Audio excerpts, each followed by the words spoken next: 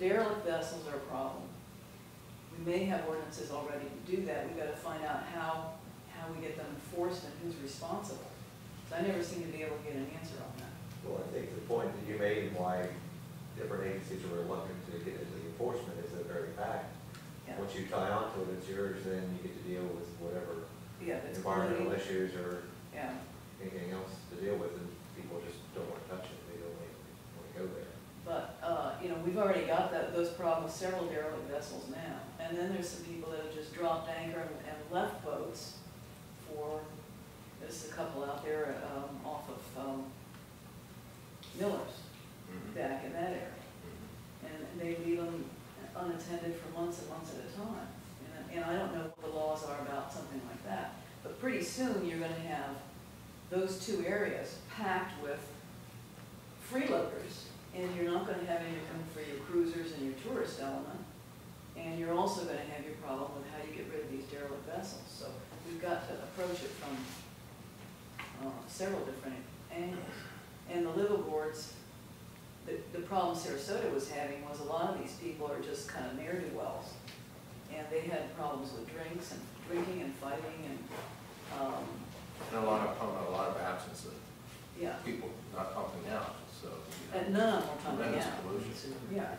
So you know you get a big concentration of that, and a little community like this can't deal with too much of that.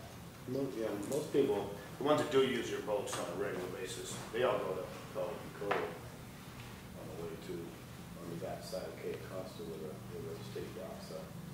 When you go in there during the winter, there's 40, 50 boats in there. Yeah. That's where most of them go. And then those ones that are not being used end up over there on the bayou. I've never seen a boat abandoned in Pelican Cove. It's all people that are on their boat and using it. I don't know, it's not any kind of a state anchorage. They just go, that's just where they go. You know, I think the reason you don't see abandoned boats there, Dave, is it's not that protected. Yeah. You know, and I think that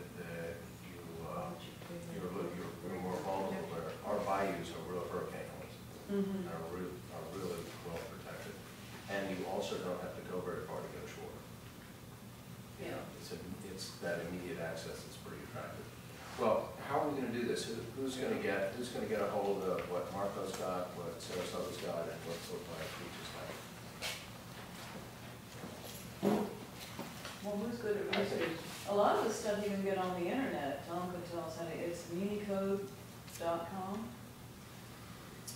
Well, you can do that. If I were doing it, I'd want to talk face to face with the person because they can give you so much insight in such a small amount of time, and pinpoint where the problems are. You know, I'd be glad to do it. You'll save money if somebody on the panel does it, but I would recommend talking face to face with the person that understands it the most and is dealing with the problems that are coming up. We've talked about this a lot. Yeah, I think we really need to get moving on it. I do too. I'll chase down Sarasota. You know, I think Tom's got more experience. I think we need to start with Lee County because, you know, Lee County and then Charlotte, they're the ones we're going to have to deal with eventually. So we probably ought to find out what's on the books now. Is there a way to enforce the derelict boats now? Are we missing something? Is it just an enforcement problem? And what the procedures are, and then find out about Fort Myers Beach and the anchorage they did, because I haven't heard any complaints about that. Well, we have two issues here, I think. We got the mooring issue, which you brought up, and now we have the overlay, which in my thinking would give us an understanding about abandoned boats, liveaboards, pumping out, and that. So the mooring is one issue, but there's another issue over and above that, and that is abandoned ships and liveaboards and all the rest of it. And I think that we have to go on two tracks, I'm afraid. Well, you know, first we got to find out what ordinances are on the books now that maybe aren't being enforced. And I suspect there might be something about derelict boats that would be useful. We just can't figure out how to get it. Well, we talked about this before, and it was a jurisdictional thing, I think, that we got hung up on. You know, is it state, is it federal, is it county, is it city, ta-da. Yeah, and a lot of times they go like this, it's his job, you know, and they don't want, they keep passing the buck. I worked on that in our subcommittee 2 years ago, and it turns out that the boaters regulate themselves. And exactly what's happening right now, is it state, is it county, it's usually a state issue. 2 years ago, those derelict boats, which are still the same derelict boats, actually were registered. I mean, the police went, our Marine Patrol tagged them, the state tagged them. They had every right to be there. Basically, if they're sinking, and and I, for one, how do you abandon a boat if it's worth any money, If you just, why would you pull it into a protective cove? Why don't you just let her sink in the Gulf, or, this issue's come up 2 years ago, and really, I mean, Boca Grande, how much of a draw is it gonna be? We don't even have cowboy movies here, It's not the same, to compare it to Sarasota and Marco Island, it's like comparing it to the Jersey Shore. I think we want to be ahead of the curve. Well, I mean, what I'm saying is we tried this and we fell flat on our face, because the tourism industry and the boat industry in Florida is Florida.